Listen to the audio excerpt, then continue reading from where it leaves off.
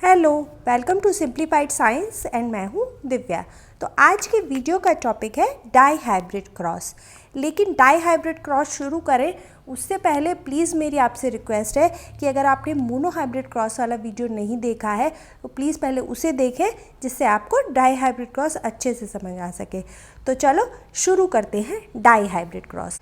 तो die hybrid cross से क्या मतलब है? दो पेयर ऑफ कैरेक्टर्स को लेके क्रॉस कराना डाई हाइब्रिड क्रॉस में आता है। मेंडल ने अपने सारे एक्सपेरिमेंट पी प्लांट पे किए, तो डाई हाइब्रिड क्रॉस में उन्होंने पी प्लांट के सीड के दो कैरेक्टर लिए। कौन कौन से दो character? Colour and shape, seed colour and seed shape. तो ये दोनों फिनोटिपिकली दिखने वाले कैरेक्टर थे। फिनोटाइप का मतलब होता है कि जो फिजिकली दिख रहा हो। अब ये जो सीड कलर और सीड शेप होते हैं, इनके दो दो ट्रेट्स थे। कौन कौन से? अगर सीड कलर की बात करें तो कौन से दो कलर थे? एक येलो कलर के सीड थे और दूसरे ग्रीन कलर के सीड थे। इसी तरह शेप के भी दो ट्रेट थे, एक राउंड और दूसरा रिंकल्ड। तो मेंडल ने जो दो प्लांट्स के बीच क्रॉस कराया, उसके अगर फिनोटाइप की बात करें तो एक का फिनोटाइप था राउंड एंड येलो और दूसरे का फिनोटाइप था रिंकल्ड एंड ग्रीन। लेकिन अगर इनके जीनोटाइप की बात करें, जीनोटाइप मतलब उनका जेनेटिक कॉम्पोजिशन क्या था, मतलब उनके पास कौन से कैरेक्टर वाले जीन थे।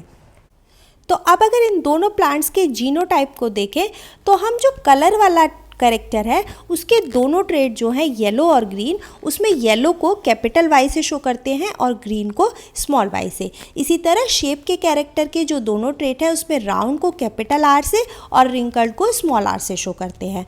तो अब जीनोटाइप में राउंड एंड येलो वाले प्लांट का जीनोटाइप बनेगा कैपिटल आर कैपिटल वाई, और रिंकल्ड और ग्रीन वाले प्लांट का जीनोटाइप बनेगा स्मॉल आर स्मॉल वाई।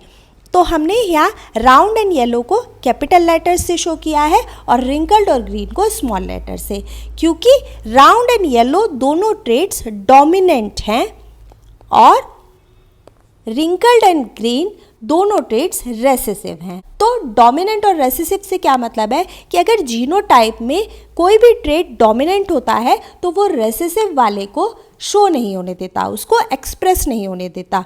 तो डोमिनेंट ट्रेट को हम हमेशा कैपिटल लेटर्स से शो करते हैं और रेसेसिव ट्रेट को हमेशा स्मॉल लेटर्स से, जैसा आप यहाँ देख भी सकते हो। लेकिन यहाँ पर एक क्वेश्चन और भी आपके दिमाग में आ सकता है कि हमने राउंड और येलो को डबल लेटर्स से क्यों शो किया है। जैसे यहाँ कैपिटल आर राउंड के लिए और कैपिटल वाई येलो के लिए क्यों लिखा है। तो इसका आंसर ये है कि पी भी ह्यूमंस की तरह डिप्लॉयड होती हैं। उसमें हर जीन जो होता है वो पेयर में होता है, क्योंकि क्रोमोसोम हमेशा डिप्लॉयड ऑर्गेनिज्म में पेयर में रहते हैं। तो इसीलिए हम हर कैरेक्टर के ट्रेट को डबल लेटर से शो कर रहे हैं।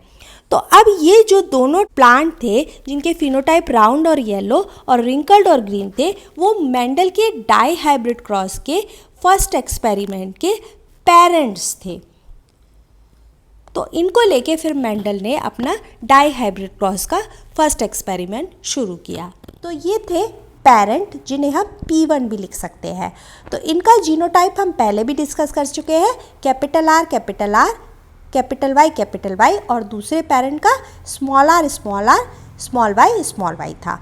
अब मेंडल ने इनके बीच कराया क्रॉस पॉलिनेशन और उसके बाद हुआ सेक्शुअल रिप्रोडक्शन और उससे बनते हैं गैमीट्स। तो इसके पॉसिबल गैमीट्स जो बनेंगे उसमें एक होगा capital R capital Y first parent का, और दूसरा गैमीट भी सेम ही होगा कैपिटल आर और कैपिटल वाई। अब अगर दूसरे पेरेंट की बात करें तो उसके जो दो गैमीट्स बनेंगे उसमें होंगे स्मॉल आर और स्मॉल वाई। अब इनके जो F1 जनरेशन बनेगी उसको हम प्यूनेट स्क्वायर की फॉर्म में भी शो कर सकते हैं, जैसा हमने मोनो हाइब्रिड क्रॉस में भी देखा। तो एक तरफ लिखेंगे एक पेरेंट के गैमेट्स और दूसरी तरफ दूसरे पेरेंट के गैमेट्स, फिर इनको हम क्रॉस कराएंगे तो जो पहला कॉम्बिनेशन मिलेगा वो कुछ इस तरह होगा, capital R capital Y small Y. अब दूसरा भी इसी तरह होगा, capital R capital Y small Y. हम हमेशा डोमिनेंट कैरेक्टर को पहले लिखते हैं रेसेसिव से। तो अब अगर थर्ड और फोर्थ ऑफस्प्रिंग की बात करें तो वो भी इसी सेम जीनोटाइप के होंगे। तो इनके पेरेंट्स थे होमोजाइगस। अब होमोजाइगस और हीट्रोजाइगस भी हमने मोनोहाइब्रिड क्रॉस में बहुत डिटेल में समझा। तो अगर इन शॉर्ट बात करें तो होमोजाइगस का मतलब है कि जिनके पास जीनोटाइप में एक कैरेक्टर के दोनों ट्रेट सेम होते हैं वो होते हैं होमोजाइगस, और जिनके पास एक कैरेक्टर के डिफरेंट ट्रेट होते हैं, जैसे यहाँ कैपिटल आर और कैपिटल वाई और स्मॉल वाई है, तो ऐसे जो प्लांट कहलाते हैं वो हीट्रोजाइगस कहलाते हैं।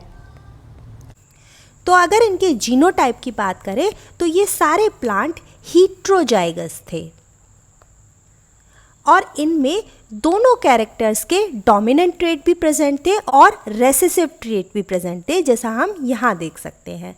लेकिन अगर इनके फिनोटाइप की बात करें तो ये सारे प्लांट जो दिख रहे थे फिजिकली वो राउंड और येलो सीड वाले थे, क्योंकि अगेन डोमिनेंट कैरेक्टर ने रेसेसिव कैरेक्टर को एक्सप्रेस नहीं होने दिया। तो हमने ये बात मोनोहाइब्रिड क्रॉस में भी पढ़ी थी कि F1 जनरेशन में कभी भी रेसेसिव कैरेक्टर शो नहीं होता, वो डोमिनेंट कैरेक्टर से मास्क हो जाता है।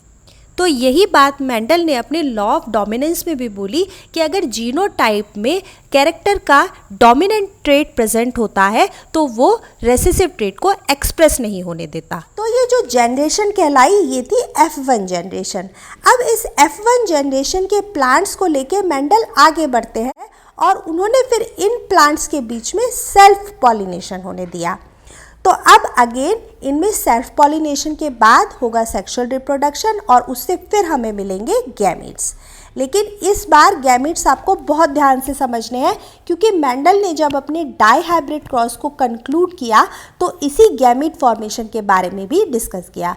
तो अगर इनके गैमीट्स की बात करें तो मेंडल ने जो दोनों कैरेक्टर लिए थे उसके दोनों ट्रेट डोमिनेंट और रेसेसिव दोनों गैमीट फॉर्मेशन के टाइम पे सेग्रीगेट हुए या सेपरेट हो गए। जैसे यहाँ हम अगर गैमीट्स को देखें तो फर्स्ट गैमीट का जो कॉम्बिनेशन बनेगा वो कैपिटल आर और कैपिटल वाई होगा, और दूसरा स्मॉल आर कैपिटल वाई, तीसरा कैपिटल आर स्मॉल वाई, और चौथा स्मॉल आर और स्मॉल वाई।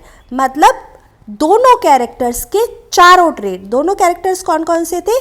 सीड का कलर और सीड का शेप, ये थे दोनों कैरेक्टर्स। और इनके ट्रेट कौन कौन से थे? कलर में था येलो और ग्रीन, और शेप में था राउंड और रिंकल्ड। तो अब अगर आप गैमीट्स को ध्यान से देखो तो दोनों कैरेक्टर्स के चारों ट्रेट सेपरेट होके आपस में कंबाइन करते हैं। जैसे अगर इन दो गैमीट्स की बात करें तो इसमें येलो कलर के साथ दोनों शेप के सीड्स हैं, रिंकल्ड भी और राउंड भी। इसी तरह अगर इन दोनों की गैमेट्स की बात करें तो इसमें ग्रीन कलर के साथ अगेन दोनों शेप है, रिंकल्ड भी और राउंड भी। तो गैमेट फॉर्मेशन के टाइम पे सारे ट्रेट सेपरेट होते हैं इंडिपेंडेंटली। अब दूसरे पेरेंट के भी सेम ही गैमेट्स बनेंगे जैसा इस पेरेंट के बने थे। तो अब इनके बाद जो F2 जनरेशन बनेगी उसको हम फिर से प्यूनेट स्क्वायर की फॉर्म में देखते हैं। तो प्यूनेट स्क्वायर में एक पेरेंट के गैमेट एक तरफ और दूसरे पेरेंट के गैमेट एक तरफ। अब अगर इनको क्रॉस कराएं तो फर्स्ट वाले स्क्वायर में हमें मिलेगा capital R capital R capital Y capital Y. इसी तरह इसको फिल करते जाएंगे हम पॉसिबल क्रॉसेस से, तो हमें इस तरह का कुछ स्क्वायर मिलेगा जो इस तरह की ऑफस्प्रिंग से भरा होगा। तो जो उनको फिनोटाइप मिला वो कुछ रेशो में था, जिसका रेशो था 9:3:3:1।